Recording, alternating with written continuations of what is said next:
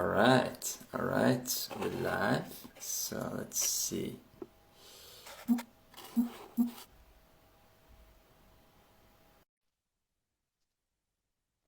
All right.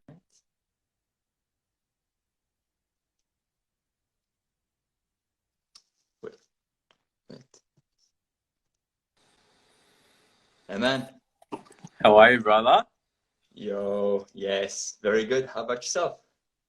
Really good, my man. I'm just trying to get this volume going. A bit louder. There we go. Yeah, man. You ready? Nice, nice. Of course, I'm ready. How's your day been? How's the Saturday? Yeah, brother. It's been an interesting one, man. It's been good. I had a client today. Had an awesome session, and it was really fitting because we were talking about energy and stuff like that today. And I feel like I'm in Mm. this kind of in this space of like thinking about energy as a concept, which I think would be awesome to go into. How about you, brother? How was your day? Well, it's still early in my day. It's about 12, but it's quite good. Yeah, it's a bit chilly today, but that's okay. Taking it slow, one step at a time.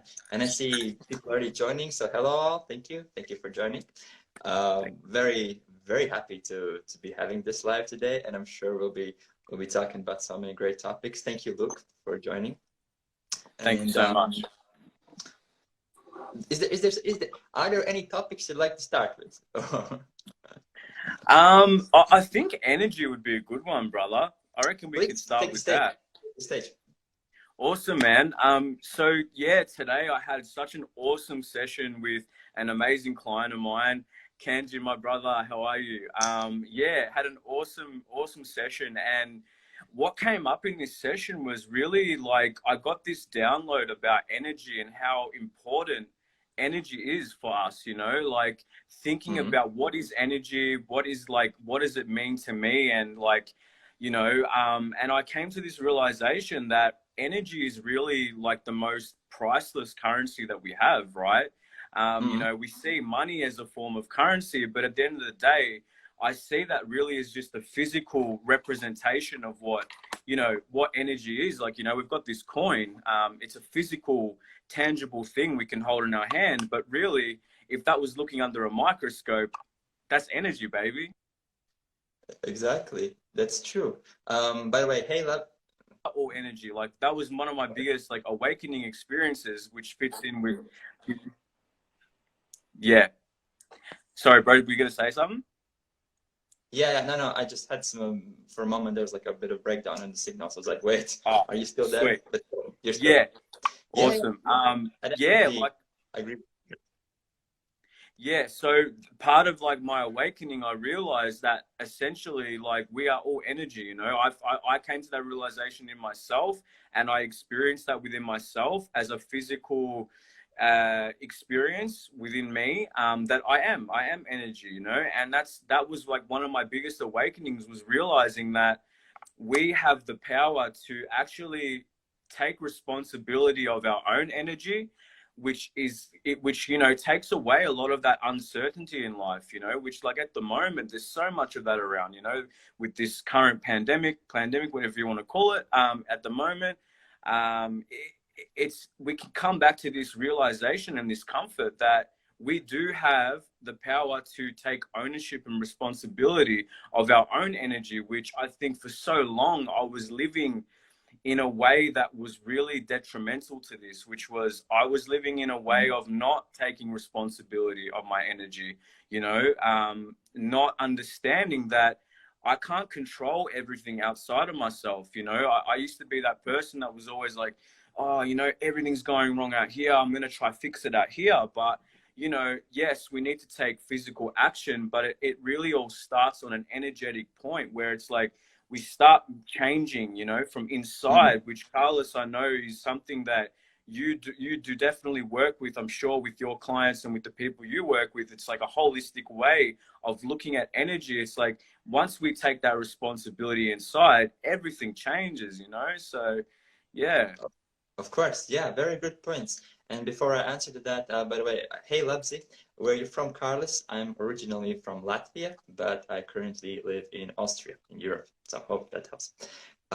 Yeah, and also interestingly, if you look, let's say, from purely physics point of view, also there it's completely, it's certain proof that, energy is all that there is in the universe. And the interesting thing is that the total amount of energy is always the same. It just changes its forms. It just changes, it transforms into various ways. And of course, it's kind of like, it's a bit funny in the sense to think that we are energy because like, what? I'm a human, I have the flesh and so on. And I remember when I was learning more about chemistry and about bonds and so on and about like microphysics and so on. And essentially, most of the things, let's say it looks solid, but when you look at a microscopic level, it's not really that solid anymore. It's more space than there's anything solid. It's just the electric bonds that keep it together. And on the grand scale, it looks like solid, but in the deep down, it's just electrical signals and waves. And it's just quite funny for me to look at these things. When it comes to the responsibility part, very good points. I see that one of the causes for that is that there are not really many role models nowadays to look up for. As we essentially, as we grow up, we take the conditioning, we take the learnings from our parents, from our peers, from the groups that we hang out, and also from what we see on the news and the media, what is portrayed. And now, growing up, we both talked about that we basically grew up without proper father figure in my life. I really grew up without any masculine proper figure in my life. And also in the friends of families or relatives, when I was looking at them, like, I didn't really see proper masculine role models, right? And also when we look at, let's say, pop culture, I don't think we also find the proper role models that we can follow. So of course, eventually we're gonna take on these beliefs which are kind of more just consumerist type of living, type of, hey, trying to chase that new external thing, that external, whether it be for pleasure or gratification. And also when, at the same time, is when something is not right, we again look at those external things. We start to blame external things. And oh boy, the blame, I think that's one of the most pointless things anyone can ever do. Either blame someone else or blame yourself. And just blaming in general, I see, doesn't help the situation at all. To be fair, I believe it only makes things worse when we try to blame, hey, and even when, let's say, I was in a situation when I was learning more about responsibility, and I was taking responsibility about myself and about my life, and realizing that, my life, I've created my own life. It's not that, someone else's fault or whatever. But I got into a bit of this trap where I took all the blame to myself. So I was like, okay, so if I'm the responsible person, then I'm like, well, I guess then it's up to me to blame myself. And then for a while I was blaming myself, and I was kind of beating myself down and beating myself down. And it's funny looking back, but hello from the hairdresser salon. Hey Kim, thanks for joining. And so I find it kind of interesting, and this was the one thing that I was thinking not tomorrow, but today, about the role models nowadays. And what are your thoughts on like the role models for the society and also for the youth? Oh man, that is so important. There is one point I want to just address as well, like with what you were talking about, not only about role models, but like with taking that responsibility. I definitely resonate with you, brother. Like I went through that guilt and that shame when I came to the realization I was the creator of my reality. I think that's the first part of the awakening, where it's like we go through this dark night of the soul where we see we've created all these situations. And the awakening out of that was coming back to love and compassion for myself, and remembering it's like we only know how to do what we do at that moment in time. It's like we have to have love and compassion for those old versions of ourselves that didn't know any better at the time, And I think that's where my biggest awakenings have come from, is realizing like, dude, you were doing amazing with what you had at the time, but look at you now. It's like you can look back and it's like, I really resonate, bro. I think that's really important to mention, because I think people can get stuck in like blaming themselves, which is not what we want to do, right? It's like taking responsibility doesn't mean what Carlos said, which is so important, is like not blaming yourself in a negative way. It's just saying, look, I created this shit. If I don't like it, I can change it. You know, that you're not stuck. You know, and I think that was one of the biggest things I learned, is like not being stuck.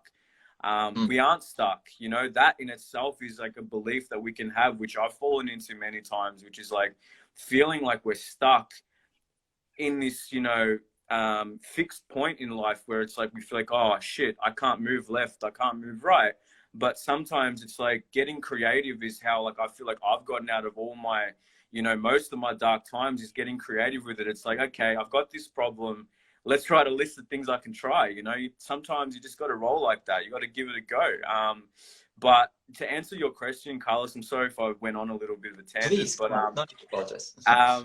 yeah, I think role models, whew, this has been something I've been realizing, like with celebrities and with, you know, as we grow up in like the Western world, how like celebrities are so idolized. You know, some people hold celebrities higher than their, you know, their own religion. You know, like some people, you know, how they're Mm. very like into their religion and stuff like that. Some people can hold celebrities at the very same standpoint above their own selves. And I think I fell into this in my own dark way. I feel like we all have in our own way.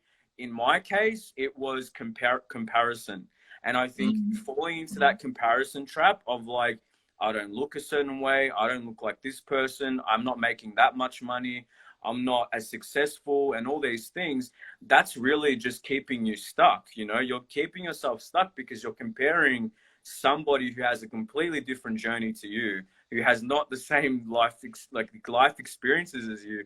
They've grown up in a different place. They don't have the same story as you. So it's like, I think with that knowing that came out of that realization was like, man, like we all have a story and it's up to us to like make that work for us. You know, our hardships, every single person here goes through a certain amount of pain, suffering, whatever you want to call it. And that's their journey. That's our journey to overcome those things in our life, which is then we become the hero of the story, you know. And I think that's the lesson for me, was like realizing I can be the hero of my story, just like these people that I've looked up to, you know, for many years, like certain maybe, you know, musicians or artists or poets. It doesn't matter. It's like you can get inspiration from that, but it shouldn't be like they're above you. You know what I'm trying to say? That energy of like holding someone up as an idol, when it's like you should be your biggest idol. You are the most important thing. You know, this is your life. So Of course, of course. When it comes to these comparison thing, I find that for me, it really all started in the early childhood, even in the school years, when you're comparing yourself, your grades, your mm, what are you, how well are you doing your school with others. And I I remember, you know, my mother, I know she tried to encourage me, but in a way, it really didn't work out the way she planned as how she would do. She would basically say, hey, look at the kids that were doing well in the school. You know, hey, you should be like them. You should be like them, the kids that are doing well in the school. And I was like, okay, so she wants me to be like them, you know, okay. And then mm, I kind of, let's say, even flipped it around, and then there were some other kids that were, let's say, that you know, on the, let's say, sometimes were like hooligans or like vandals or so on. And I was like, you know, I'll do like them because you want me to be compared. And she was like, no, no, don't do like those children. Do like those ones. But I was like, where's the point in this? You want me to you want me to you compare me to those kids and say, hey, be like them. But then others like, no, no, those are the ones you don't should be comparing yourself to. And it's just weird. Now looking back with the whole comparison, and I know that she had good intentions because she wanted me to look up to those kids who were doing well in the school, who were like having good grades, and you know, she wanted me, you know, of course, I know she wanted the best for me. But I find that sometimes even these small things can start in our childhood from our parents.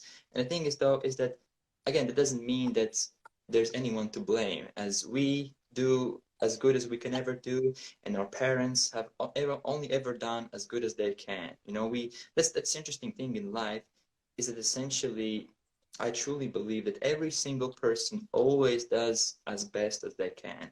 It's in a way in our natural, in a way, naturally to us. We always try the best that we can, but of course, we always it's impossible to it's impossible to always do the best as we can. You know, we're gonna make mistakes, but that's how we learn. It's all part of the process.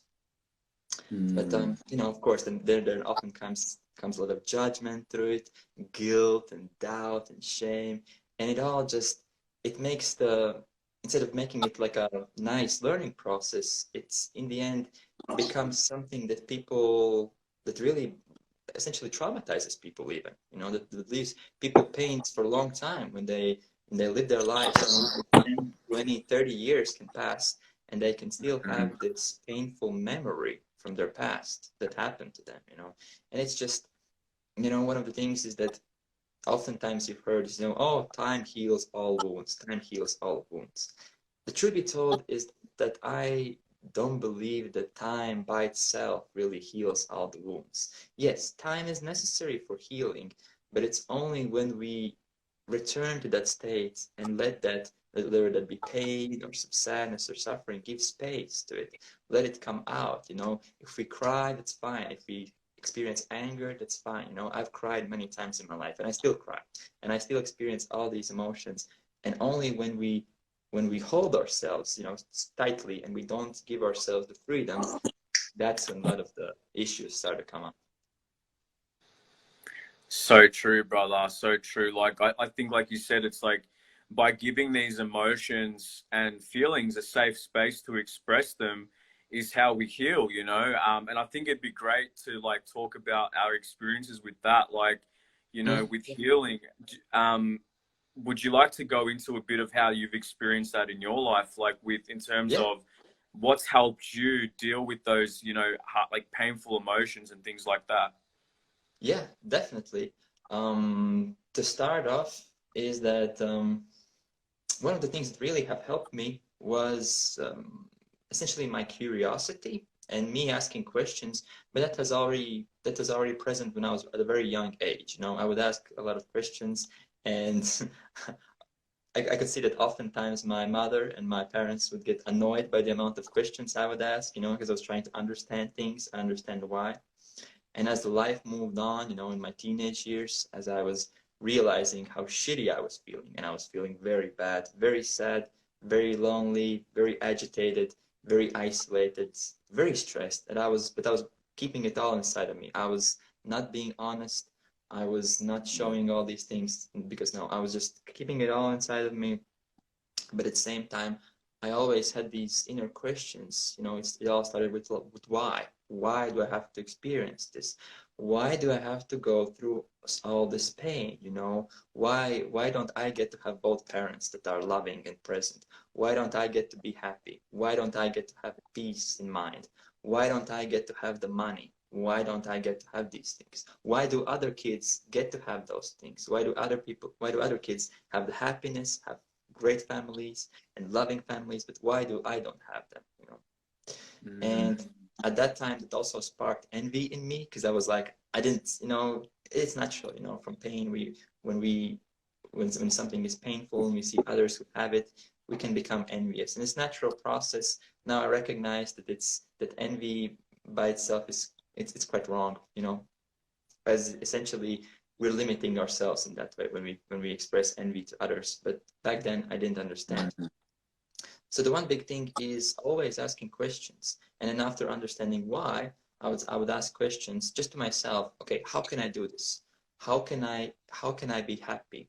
How can I understand? What can I do? And I believe is that one of the most important things in life that we can do is ask questions. Just ask questions, ask questions, ask questions. As I believe is that when we ask question, we will inevitably always get an answer. But if we don't ask the question, we're going to be sticking to the same answer we have, and we're not going to question it. Just like a lot of things that are happening even if you look at the global scale, you know, a lot of things are happening the way they are because not many people are questioning them. And when things aren't questioned, they stay the way they are. But only when people start to question those things, like, okay, but why is that? What why? Or we ask some questions, okay, can we do it better? Or how can it be done better? that's when things start to change. So I find that asking questions is a very important aspect of healing. Poor.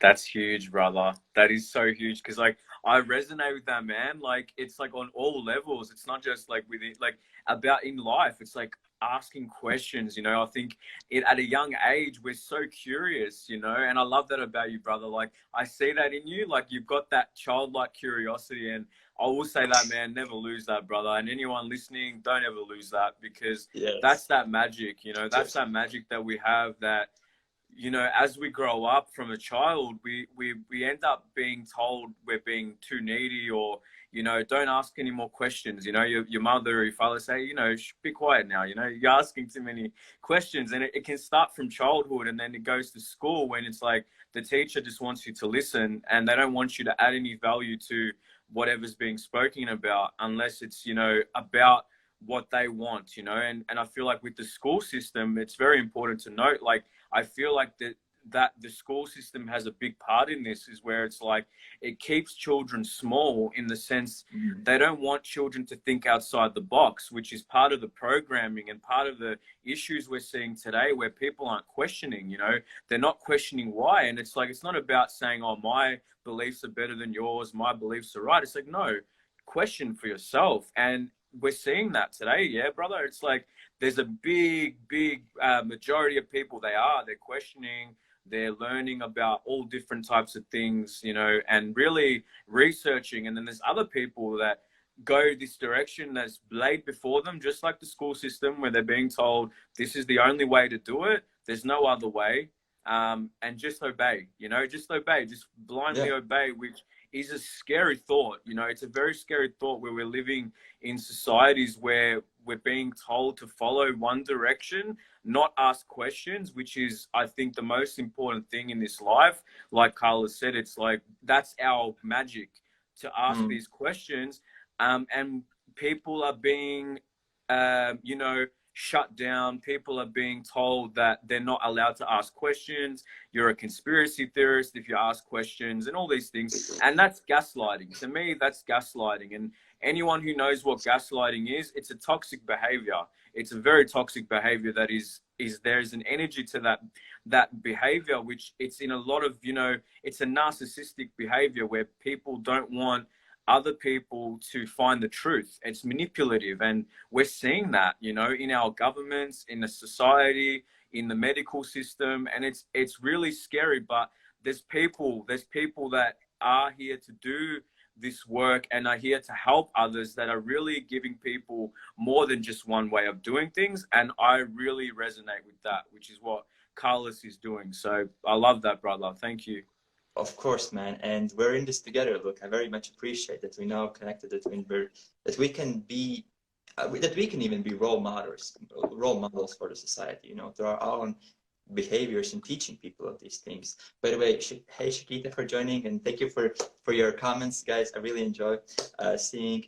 And one more thing about school, like if you think about it, and if you really think from a rational point of view, so many things in school are so weird. Like you have to raise your hand to go to the bathroom. You have to ask permission to go to pee or to ask something. Is like back then I didn't understand that. You know, I was like, okay, you know, everybody did that. I did that too. But nowadays, I look back at school, I'm like, so many things are just weird, just plain weird.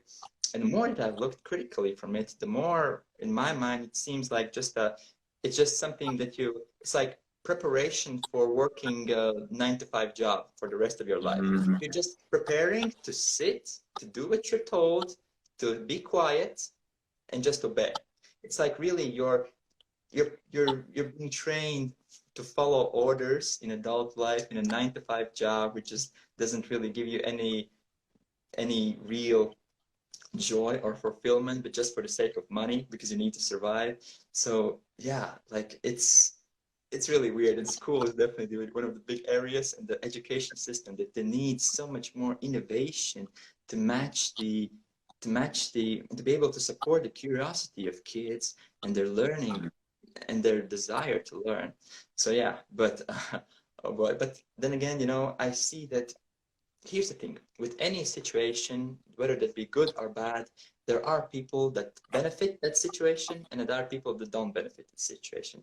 And those people who benefit from the current situation, in a way, they're interested to keep it going for longer and longer and longer.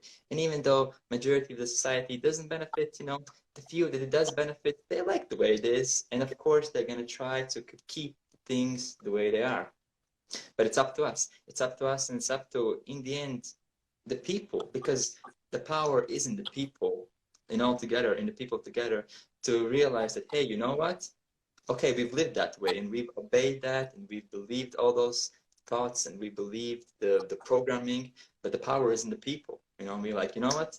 We are no longer gonna allow these things to happen because we are the majority. We have the power, and we have the power to make decisions and change the way how it goes. Amen, brother. So true, man.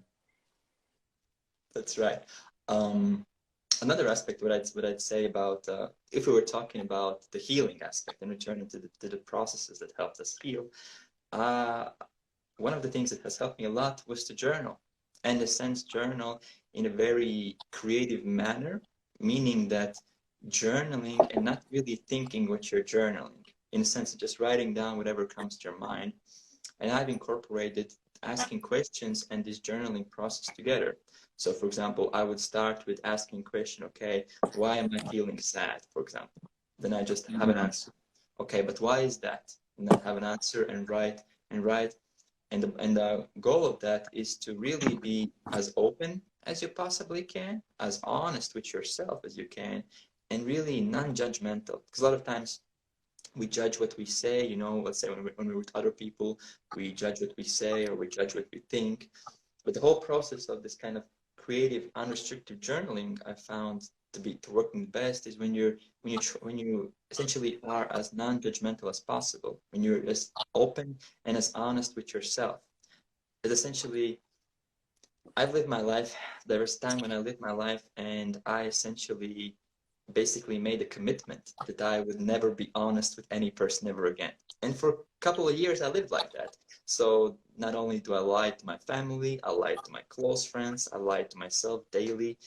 And oh boy, lying to yourself creates a lot of confusion in your life because you start to confuse truth with lies, and you no longer can see what's real and what's not real. You're in this kind of state of or just confusion and creating more lies in my life. And I was doing that. And it all started as a defense mechanism, but later on it turned on to just a behavior of my way of living, how I was trying to not get into pain, or maybe not cause pain to other people, but it just all went into lying and lying and lying. And from that I learned that if you let's say if you could only be honest with one person in the world, just for the sake of argument, be honest with yourself, because you are the most important person to yourself. For me, I am the most important person to me. For you, Luke, you're the most important person. And for everybody of you watching, you are the most important person in the world for you. So be honest with yourself. Really, be honesty. And honesty, it goes a long way, in my opinion. And also, when it comes to healing, it goes in such a long way. Well, man, that really hits home, brother. Like that honesty, it can be really brutal at times too, where I think goes back to the start of the conversation of like, that seeing things for what they really are, being really honest where it's like, this is where we are at this moment, and having that compassion, like I think that's where the power is. It's like having a good balance, finding the balance between compassion and giving yourself that push, right? It's like when we're honest with ourselves, that's what it's, I feel like the healthy way of doing that for me, especially I've seen, has been finding that balance of like, okay, I need to push here, I need to be more kind here. You know what I'm saying? It's like that dance that we have, but I'd love to know, like for you, Yes. how does that look like now compared to 5 years ago? Like if you were to look back 5 years ago, how were you not being, like, what did that look like in your life? How were you living your life not being honest? I'd love to know how that looked. Yeah.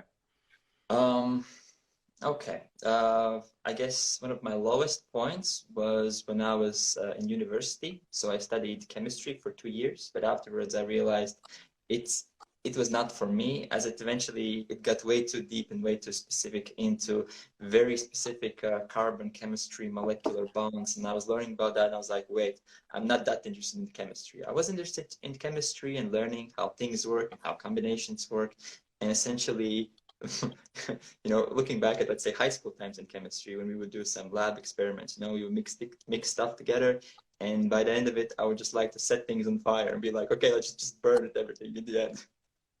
And I like that playful aspect of it, just mixing stuff together. And that's one of the things that led me to choose chemistry. But then it got way too theoretical, way too specific, and I was like, no, I was not having um, a pleasant experience and pleasant time.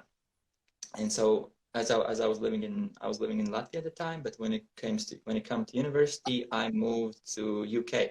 So I studied in UK for 2 years, and it was quite a lonely time, being away from my family. I was there with a good friend of mine, also that he came from Latvia with me, but we were both experiencing a bit of depressed times. You good, look? Sorry, bro. All good. Keep going. No worries. By the way, before I go on, I saw that Lena was adding some great comments, and very thank you for sharing. You do grow up feeling insignificant, yeah, and you live like that, insignificant as well. We follow automatically these kind of patterns of insignificance, and that's when it's so easier for us to be controlled, and then it's so much easier for us to just obey and just follow and do what we're told, essentially, and not think for ourselves anymore, but let others think for ourselves, let others think for us.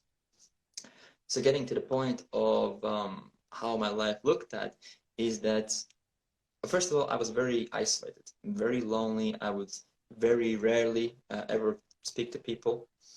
For example, I would maybe talk to my mother maybe once every couple or so weeks for about, I don't know, 10 or so minutes. And I would just say, I'm busy, I'm studying, I don't have time. Well, what I was doing at that time, for months actually, I wouldn't go to studies at all. I would be feeling very stressed, very depressed, and I would essentially all what I do would be playing video games for all day long, and essentially I got to a point where I even had no proper day-night cycle. Is it essentially I would play until I was so exhausted I couldn't play anymore. Then I would essentially pass out, basically pass out. Then wake up at whatever time. Then again, continue doing that for weeks and essentially even months for that time. I was really, yeah, in this kind of very dark place stuck. But at the same time, I wasn't telling anyone about what I was experiencing. No, when my mother was asking some questions, hey, is everything okay? I was like, yeah, I'm good. I'm just busy. I'm just studying. I wouldn't answer to text messages, to other calls from friends, family. No, I wouldn't answer. I guess that's just how my life looked at that then. Very isolated, very lonely, very, just very closed off, very closed off. That's how my life looked like.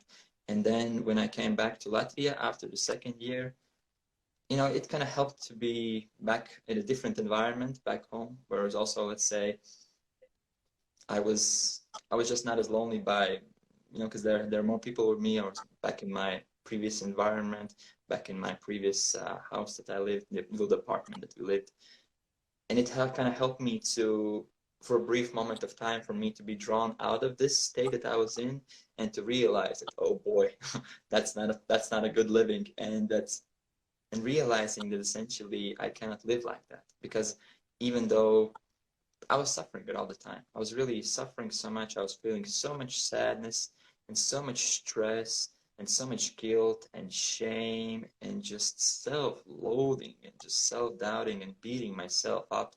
And that was essentially one of the main reasons why I was playing video games all the time, because that was the only thing that could really distract me from these self-loathing thoughts. Because otherwise, I would just be screaming that I'm such a terrible person, just hating myself. Otherwise, because I was like, oh, you came to university, blah, blah, blah, blah, blah. This following this, like, this, let's say, this kind of classic, this let's say, this programming, that oh you that I was. And one thing before also the university is that in the late years of high school, many of my friends in the school, they knew what they wanted to do afterwards. It was like, oh, you know, I want to be a doctor, I want to be an engineer, I want to be an architect or someone. But for me, I was like, I don't know, like nothing really seems that enticing to me, to be honest. Nothing really ever seemed. I was like, I didn't even want to go to university, to be honest. But because you know, everybody had to go to university, and I've had a couple of arguments with my mother and my family with that, and all of them were saying, "What? You're not gonna go to university? What? Who are you? No, you gotta go to university. Everybody has to go to university." So I was like, "Fine, I'll go to university." But to be honest, one of the reasons why, looking back, and one of the reasons why I did go to university, and also when I choose to go to university in UK, was just because I wanted to get away from all these people. I wanted to get away from all of them. I was like, that's it. I'm done dealing with you. You want me to go to university? Fine, I'll go, and just I wanted to get away from all that. But at the same time, because I didn't really wanna be there too, yeah, it essentially led me to a very, very strange and low kind of point of view. So that, in short, is how my life looked like when I was not honest with anyone. And oh, sorry, before I want you to continue, I just wanted to say that I wouldn't even admit that I was suffering or I was feeling pain or I was having these problems. You know, even when people would ask me, "Hey, is everything okay? You know, you're maybe." When people were, let's say, recognizing that I was having struggles, they were asking, "Hey, you know, are you struggling? Do you need some help?" All those time I was very closed off, and I'd be like, "Yeah, yeah, I'm fine. No, no, no, it's fine. I don't need any help. No, no, no, no, it's fine. It's fine. It's fine." Because I was just, in the end, brushing it all off. I was just, again, I was in such a state of suffering that I wanted to be, that I just isolated myself. And even though I was feeling so much pain, I was like, "Ah, it's good, it's good. No, no, no, no, no, no. I don't need anything. I don't need, no, no, just leave me alone. It's okay. I'm good." Yeah. So I know how that is. Yeah, that I feel that, brother. Like obviously, like I know already quite a bit about the story, but I think it's just so important for people to know like where you've come from and that where you were 5 years ago. Obviously, there's been some major changes, you know, in your life, and I'd love for you to like go into that side of the journey now, where it's like if you can talk about that point where things change for you, because I think people would find some inspiration from that story, brother. So yeah. Yeah, to be fair, is that we were already talking, as I was already telling you, is that I couldn't really say one point where it all changed. I see there were a lot of things. It's just systematically, one by one, was moving forward, and one thing after another and after another. Though one big event that I have to give a lot of credit to, as we were talking, is essentially my ayahuasca ceremony.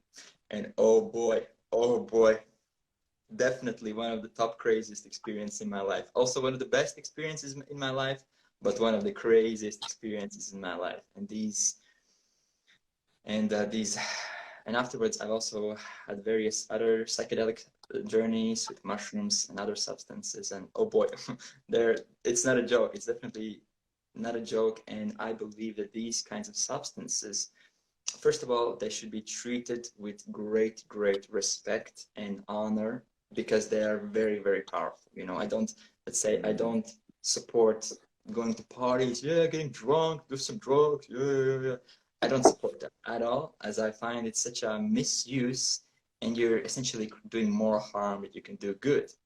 But at the same time, doing it in a setting where it's safe, where it's a safe space, when you come up with a safe mindset, and essentially the goal of it is to heal and to let go. In those cases, I believe these various substances can be very powerful transformational tools. And they've definitely been very powerful transformational tools for me.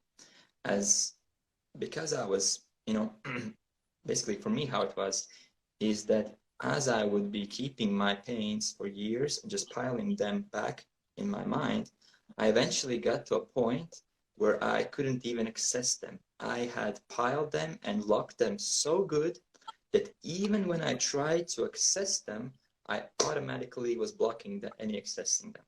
So for example, for years even, I couldn't cry. Even when I was very sad, I just couldn't cry, because as I was feeling the tears coming up, it was like a lock mechanism that just locked it all away. And even when I wanted to, when I was trying to feeling like I want to cry and just let it all go. I was so good at automatically piling them back that it was just so automatic, so powerful, and I couldn't even access those emotions. So how I was feeling, to illustrate the point, is that I was feeling as if I was standing behind a big dam, and all my sadness and suffering was behind a big dam, behind a big wall, and I could feel that there was so much behind it, but I wasn't able to access it any other way, you know.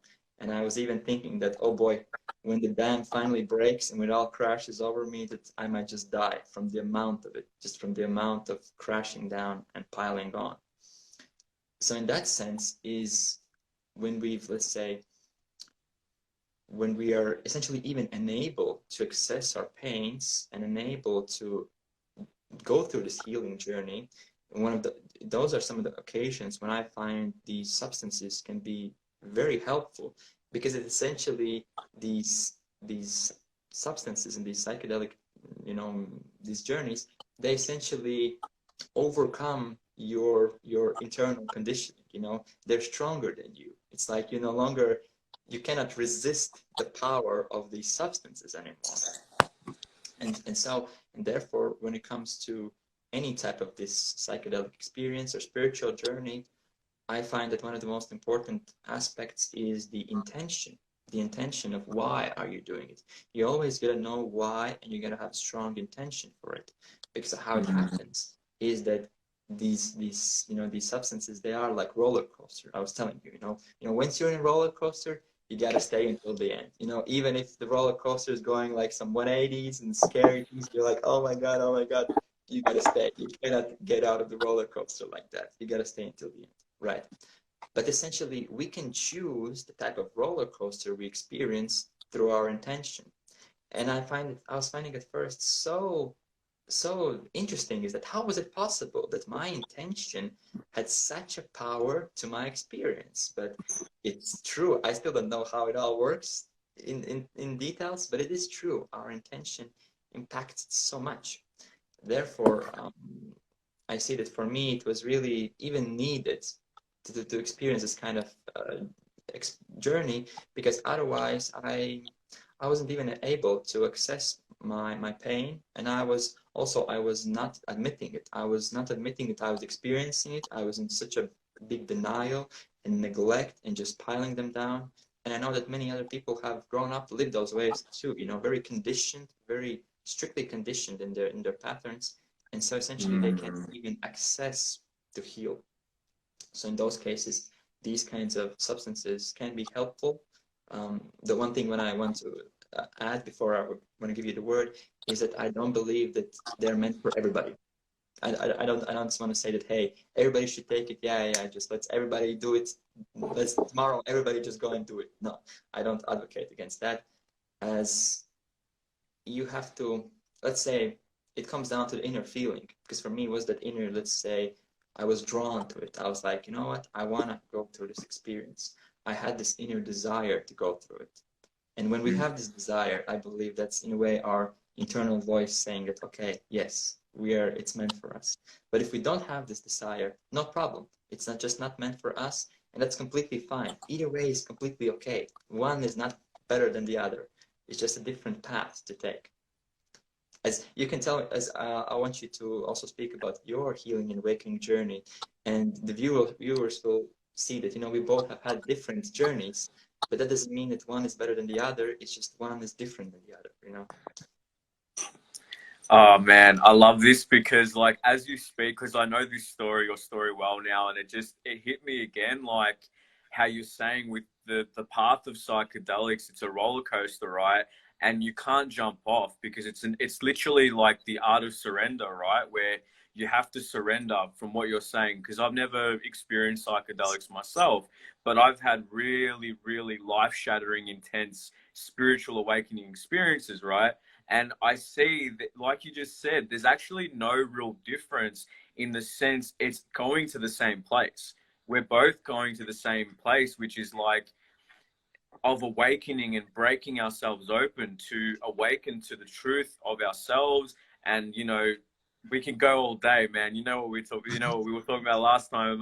It gets pretty deep, right? Like universal truths, things about the universe and all that. Like, I don't want to get too much into that, but I will say this. I really respect Carlos's like view on this because it's true. Like, I was never called to psychedelics because my journey, when I had my first awakening experience, everything that I experienced and I told people about, they asked me, you know, did you do psychedelics? Did you try mushrooms? I said, no, I've never tried that. But this experience that I had made me feel the exact same thing. And I started researching and I realized because I was open and I was, you know, studying a little bit of spiritual concepts, doing meditation and things like that, this experience of having like a spiritual experience can actually happen within you, which the medicine is actually just triggering that within you. It's like this substance is not above you in any way. All it is doing is just triggering that inside you to have the experience, right? Because without you, you couldn't have the experience. So obviously, there's something within you that is activating this medicine, right? Which is another level to it. But in saying that, I realized, yeah, through these hectic, you know, this hectic experience of experiencing oneness, being connected, you know, and realizing I am energy. I'm not just this body. I'm not just my thoughts. And there's more to me and everybody to just what we physically see. You know, that was huge because that gets back to what we spoke about at the start, which is like, we have the power, we have the responsibility to make choices and really take ownership of our choices, because at the end of the day, we're constantly signing contracts. As I said, energy is currency. How are you spending your currency? You know, 5 years ago, I was spending my currency like a madman and I wasn't thinking about it. You know, I was throwing my energy into things that today I look back and I said, man, I love you, but you were on some shit. You weren't living your truth. You know, I really resonate with Carlos's story because I was the same. Like, I had these wounds that I couldn't look at because they were too painful at the time. And my ego was literally locking them up. Like Carlos said, I was in so much pain. I locked these traumas up, but through the awakening process, these traumas started falling out, which is so similar. Like, my Kundalini awakening, my spiritual awakening is very similar to a psychedelic experience from what I'm told, which is these things start to fall out and you have no choice. You have no choice, like the roller coaster, but to ride that wave. Because if you don't, you lose yourself and you can get lost in it, right? Which I did. Like, I got to a point where, you know, God, like, I'm blessed. Like, I had like some sort of inner guidance and intuition. But there's people that lose themselves. They go through spiritual awakening. They go through a psychedelic experience. Some people end up in, you know, mental institutions. Some people end up in hospital. Some people even take their own life. And this needs to be spoken about, not to get too dark on it, but it is a reality. And I feel like I was blessed to get through my experience in one piece, to be honest with you, brother. Like, it is like that. And people might see it as dramatic, but it is a dramatic thing, because when we go through these awakening experiences, your reality is being cracked. All your belief systems, all your belief systems about the world, all your belief systems about yourself, you know, all the things you thought were holding up your reality literally get stripped away from you. And you realize, I do not know shit, and I still don't. Like, you know, I'm talking to you here right now with another level of consciousness, but I still don't know shit. And it's such a beautiful feeling. It's like, there's always more to know, but it's kind of comforting because it's like, oh, I don't have to have it all figured out. I can just keep learning, you know what I mean? So I hope that kind of like covered a little bit of my experience and I answered the question. Sorry, brother. Yeah. To be one thing, like, because let's say to encourage more of the people who might see this, is that maybe you could talk a bit more about your life, how you lived about 5 years ago, or the time when you were feeling that you were still full of suffering. Because I know many people do live in this state, and what I want to do is I want to essentially spread the awareness that first of all, that many of us have experienced that, and we can share in that. We can be there for another and to help each other, but also there to share the awareness of these, that it's real, that it's happening, and it is something that impacts our lives. Mm.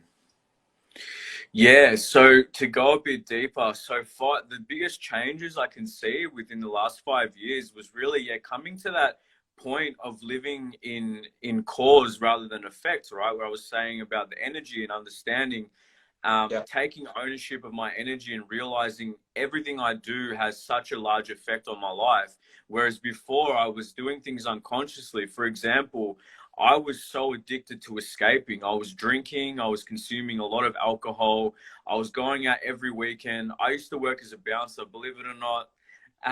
This ball of love right here was a doorman. He worked in a club. You know, I worked at the front of like one of the most, you know, craziest clubs on Chapel Street in Melbourne, which is, there was a place on the corner. There was always fights every weekend, you know, Oh. living a life way out of alignment to what I should have been doing, right? But that's part of the story. And yeah, I wasn't living in my truth. I was working a job where I was just existing, you know, I was in the matrix, just existing, just doing what I needed to do for money. But on the weekends, every Friday night, I would escape. Some nights I'd go out alone and get blind drunk, just go out into the city, get blind drunk, meet people, talk to people, and living this unconscious life. And mind you, that was after I had one of my first spiritual experiences. So I want people to know this. You can have the most expansive awakening experience, but it takes years to integrate this stuff. Like, it's taken me 5 years to integrate my first experience, and I'm being totally honest and transparent here. For at least 2 or 3 years, I was still falling back into my old patterns, my ego, and all these things. So I don't want people to think just because you have an awakening experience, your life changes forever, everything just happens straight away. It doesn't work like that, which I thought it did. Like, you know, I felt connected to God and everything. But like, you know, 3 months later, I was, you know, back drinking, smoking, having one night stands, doing all these things, just being real with you, you know. But Yeah. that's how I was living, you know, drowning my sorrows, not being present in the moment. Even though I knew some of these universal truths, it took time to integrate. So I think that would probably be the biggest thing I would leave this end of this, what I was just saying, is integration is key, and remembering it does take time to integrate those spiritual experiences and changing your reality from the inside out. And I believe that, you know, what I said is going to be true for both of us, is that when these things happen, or honestly, when any type of major experience happens, that can also be a big crisis or something, I see that it's important to give ourselves the space and the time that we need, and just being there for ourselves, and just being there like, you know what, I'm gonna, because it's easy to, let's say, to try and distract ourselves. And I've lived my life that too, when I was trying to distract myself from the problem, distract myself from the situation, hoping it would go away, realizing that it doesn't really go away like that. But only when I was allowing myself to be present, when I was allowing myself also to feel the discomfort, to feel the difficulties, to feel the hardships, to feel these things, yeah, water is good. That's when I was seeing that things were moving forward in my life. And I believe that you also agree from your experience, you know, when comparing to when you were distracting yourself, you were still kind of, let's say, running away from the reality. But when you finally was like, you know what, I'm gonna be present and give my awareness to it, that's when also when I believe that you started seeing more of progress when it comes to these difficulties. 100%, brother. 100%. And look, like, there's still things till this day that I struggle with. Like, I officially quit smoking and drinking alcohol last year. Like, I made that choice, a conscious decision to say, you know what, this isn't serving me. As much as I enjoyed having a drink with my friends and having a cigarette, I did realize the truth in that. And I realized for me, I was doing it in a way still, even though I was aware of it, I was still using these things as crutches. You know, I Yeah. wasn't doing it from a place of just enjoyment. Even though I did enjoy these things, I realized I needed to take a break. And I feel like it's not to say I'll never drink alcohol again, but I have taken the last year, probably about a year now, stopping that. And I came to realize a lot of the things we do aren't just because we enjoy it. Because most people say, oh, yeah, I drink because I enjoy it. Yeah, but what's the real reason? Like, let's look a bit deeper. Like, because I see this like with my family, my loved ones. You know, we love people. We see these people in our life that have these things in their life, you know, whether it's a habit, like a smoking habit or, you know, a drinking habit, whatever that may be. And their initial thing might be like, yeah, it's just something I enjoy, but there's always something deeper to what we're doing.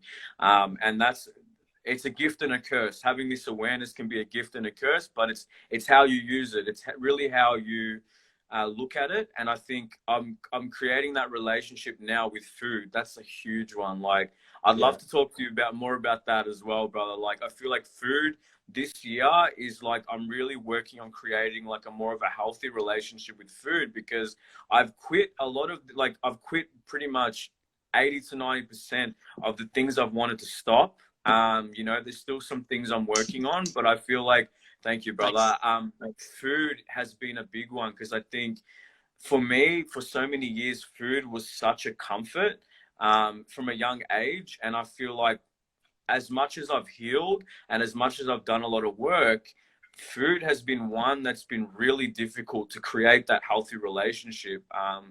And I'd love to hear your perspective on it, like even speaking about your experience with food or whatever that may be.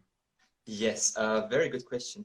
Before I go into that, I'm seeing that we're closely approaching an hour mark, and I wanted to just slowly for us to move to the end, because I know it would be easy for us to speak 2 and 3 hours, but then afterwards the viewers would be like, "Oh my God, can these guys just shut up and go home?" Yes, yes, And 100%.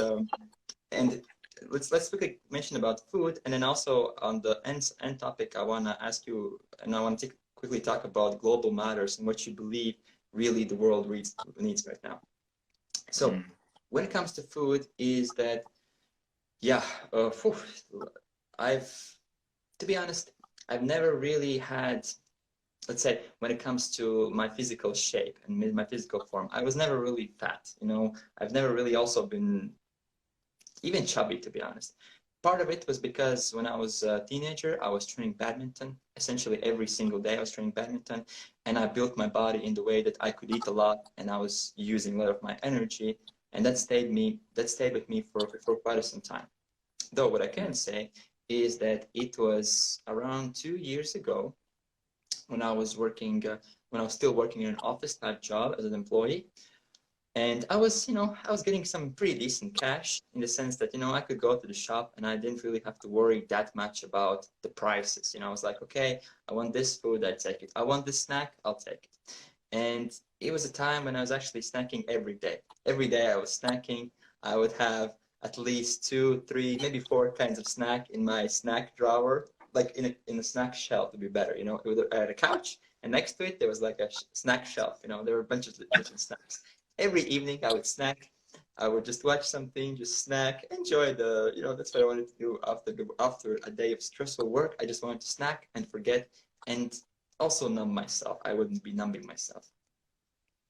And but then I found after a while that I was like, oh wait, I could not only could I feel, let's say, myself getting slowly chubbier and my stomach getting bigger slowly, but I also felt that my energy levels were lower. I was feeling just my mood was also lowering. As in the end, sugar is a drug too. It works like a drug, man. It's a stimulant. It's such a Mm. stimulant. It gives that nice high from the sugar, but it always comes down afterwards. And when it comes down, we're like, okay, I want that another snack. That's how I would spend my evenings. Have some snacks, feel really good. Then an hour later, be like, hey, I want again that snack. I want again that high from the sugar. So like it'll be like some chocolate, some cookies. Some days, with like some salty snacks. So Mm. that was how I lived before. And then once I started learning more about health, and essentially, here's the interesting thing. The more I worked on my own healing, self-acceptance, self-love, self-care, realizing that I am the most important person to the world, and realizing that I wish the best thing for myself, it it kind of naturally made this shift where I no longer was as interested in eating unhealthy things, because I was realizing that those things don't really give me true health. These snacks, they only essentially it's not only essentially are for the mind, for the brain, for the dopamine, for the stimulation, but for the body, they don't really give that much of a benefit. And over time, as I cook basically daily, and I've cooked for several years now, I learned to cook very good, and therefore nowadays, if that when I look at the best types of meal that I would love to have, is I'm gonna have a nice stir-fried vegetables, bunch of vegetables cooked together, maybe put some sauce, and I know that it's such a, first of all, it's healthy food, really healthy food, and mainly I eat plant-based now. Now I don't eat meat either. First of all, not only do I know that the ingredients are healthy, they're fresh ingredients that I take and put them together, but I make them in such a tasty way that I just love the taste. I just love eating the bowl of tasty vegetables cooked, and I'm eating. I'm like, oh yes, so good. Add some hot sauce to it. I like hot sauce and I like spicy foods too. And how I found it was kind of natural transition from me, back to the point where when I was more stressed, when I was overwhelmed, it was in a way natural for me to seek the comfort in the food. And now when I look at, let's say, other people, I also often see that is that when the people are experiencing difficulties or hardships or some challenges, we want the comfort. And it's natural for us to want the comfort. It's natural for us to want that feelings of happiness, of joy. And that is a place where food comes in when we're lacking something within. But the more I was filling those holes from within, with my own energy, with my own love, with my own care of myself, the more I found that I naturally, essentially drifted away from unhealthy foods and naturally aligned myself to eating in a way that really supports me. And now I look at myself in the mirror and I'm like, oh yeah, man, I'm so good. I look so good. I'm like, yeah. And it's so, in the end, easy, simple, and enjoyable. That's the best part of it. I really enjoy the way I'm living right now. For example, one more aspect when it comes to food is that so generally I don't eat sooner than 2 in the morning, and I eat within about, let's say, 6 to 8 time frame during the day. So that also helps me with the types of foods that I eat, because sometimes I like to snack still. I have, like, say, chocolate at home. Occasionally I'm going to be like, okay, I want a couple of pieces of chocolate. And I find that you don't have to fully cut out and be fully restricted. You can still have some sort of light snacking. But as I have a shorter time frame during the day when I eat, so let's say about 6 to 8 hours, for me it means that I can be, first of all, even a bit less restrictive with what I eat, because eventually the time that I don't eat, I have full faith that during that time my body is like, okay, I can take care of everything that I've eaten, even if it's something that is not 100% all good for me. Even if sometimes I eat some crisps, some chips, or some chocolate, or I eat some berry yogurt, or okay, it's not yogurt, it's not that bad, but it's also like sugary. So that's one of my ways that helps, is to have a lesser time frame during that I eat, and I can be less restrictive with what I eat. Amazing, bro. Thank you so much, man, for sharing that, because I think it's important, like how you said, finding that balance of, like, knowing what works for you and listening to your body. Like, I think that's a big one I'm learning. But I'll definitely be hitting you up, man, because I think I need to step my game up with my food. Easy. So I think we can talk about that soon, right? Yes, let's do it. Awesome, but what about man. you? Like you were telling, you started this question about food, and I'd like to also hear your, let's say, current situation or your journey or what you learned. Yeah, it's funny, brother. Like, when I went through my, like, second awakening, I actually went vegan for like 3 months, and I got really sick. My body was not happy because I quit cigarettes and alcohol at the same time. That was the first time I tried to stop. I quit everything because I'm like, okay, I'm this enlightened being now. You know, I got to give up. Yeah, bro, it was literally that. Like, I'm gonna go live on a mountain, and become a Hare Krishna or something. I don't know, but it was a bit like that, and very So naive, brother, very naive, ungrounded, and I'm like, okay, I'm just gonna stop eating meat, and my body, bro, it went into like crazy shutdown. Like I was sick, but I did see the benefits of having more like vegetables and like more whole foods in my diet. And I think when I came back to like a place of normalcy, I've learned what works for me. But my biggest struggle would be snacking, bro. Like when you talk about snacking, that's literally the thing that I've been struggling with lately has been everything's going well. Like everything's going well externally and internally. A lot of things are going well, but I'm still experiencing these periods of like binging, you know, on junk, and it's like, fuck, man. Like this is just one thing that it's been so deeply ingrained. I know it's going to take some time, just continuing this work and getting really honest about where I'm at with it. And just yeah, I think I just need to look a bit deeper. Yeah. definitely, I find that maybe okay, we have to go deeper into that, but maybe some things that are, let's say, a bit of lacking from your side and you want to fill them with the food, but sometimes it's also that we've just so used to it, that we're used to it and we used to it and used it. And one of the more effective ways, but it's not always a pleasant way, to deal with this snacking is essentially to not have it available at home. That was one of the techniques that I used to it.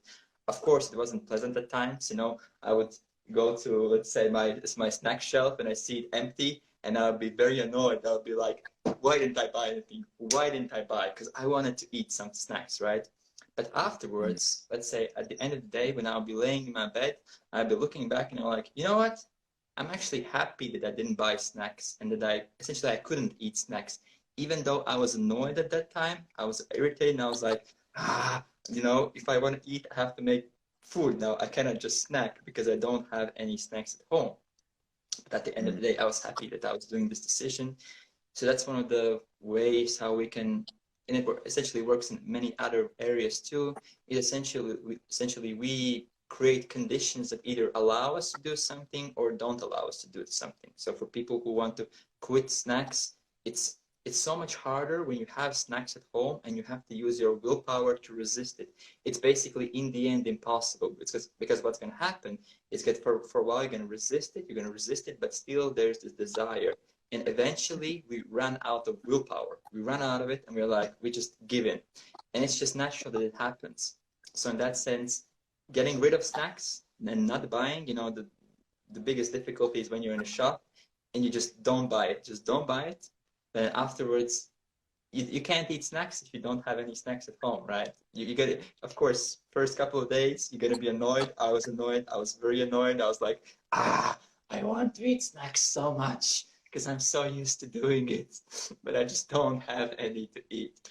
But afterwards, like, I think it took about a week or maybe even 2 weeks, and it started to calm down and started to calm down because we naturally start to, and our body naturally starts to, when we withdraw, whether that be from various substances, activities, habits, our body naturally starts to, let's say, readjust itself to the natural state of being. You know, it's natural for us to recalibrate back.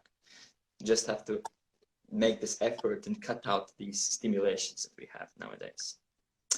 So, and as an ending topic, yeah, I'd like to talk about what do you see, what the world really needs right now? If you look at the situation right now in the world, what do the people need? What does the world need? I would say I think the world needs to come more inward, you know, to turn more inward at this time. Because I think that's really the only thing that's really helped me is like coming back to getting, you know, creating that better relationship with myself. And I feel like the revolution isn't out here, it's in here, you know? Yeah. Very well said. Very well said. And it's, yeah, like it follows what we've already talked about today in this talk about how the inner world plays such a big role. And yeah, it's even a bit funny to think about that we are not taught to look internally. We're constantly, let's say, taught and encouraged to look externally, look at this new shiny thing, look at this status, look at this idol, look at this thing. And even in like even in churches, you know, in a way, we're taught to use priests as a kind of middle ground for the God, in a way to again go through external matters to connect with the spiritual world. Well, in the end, I very much agree with you. It's all internally. It's all present already within us. And what I would like to add to that is that what I see the world also needs right now is just more awareness, and essentially education and understanding of themselves, of the life, of what's happening. Same goes, for example, with stress and understanding of the stress. As I was finding when I was not, when I didn't understand not only the effects of stress on me, but also how to deal with stress, I was much less under control of stress. You know, like, sorry, I was much less in control of stress. I was essentially powerless when it came to stress. I was overwhelmed by stress. You know, it pushed me into this survival-based mindset. It pushed me into, again, just repeating the same patterns. And so that I find that, and I very much enjoy that we as coaches are spreading this awareness of these aspects. We're spreading awareness of health, of stress, of growth, of consciousness, and we're teaching people of these things. And the very cool thing that I find is that once we gain an understanding or an awareness of something, it cannot be taken away anymore. We cannot forget it anymore. Just like, you know, when it comes to the spiritual awakening, when it happens, that's it. You know, you're like, oh boy, there's no way I can ever go back to who I was before. It's like, it's impossible. It's like, that's it. That's it. It's impossible to go back. And it's liberating. I find it so liberating that it is like that. Whew. Man, it was a really good conversation. Very thanks, Luke, for joining me today. It was uh, yeah. How'd you like it, audience? Did you like it? Give some likes, give some comments if you enjoyed it. If you'd like us to have another one in the future, please let us know. And yeah, I believe we can make something good happen in the future. Any closing words from your side? Oh, just man, thank you so much for having me. It's been an absolute pleasure. Thank you everybody for tuning in. Thank you for the love. Thank you for the comments and just, yeah, being here with us. And I'm sure me and my man Carlos will do something very similar soon. Exactly. And you know, follow me, follow Luke, stay in touch, write us some messages, give us some chat. You know, we like that. We like chatting with people and spreading the good word. So thank you all for joining. Thank you all for this time. And then we'll speak soon. Now I have to figure a way how to end this live. Bye bye for now.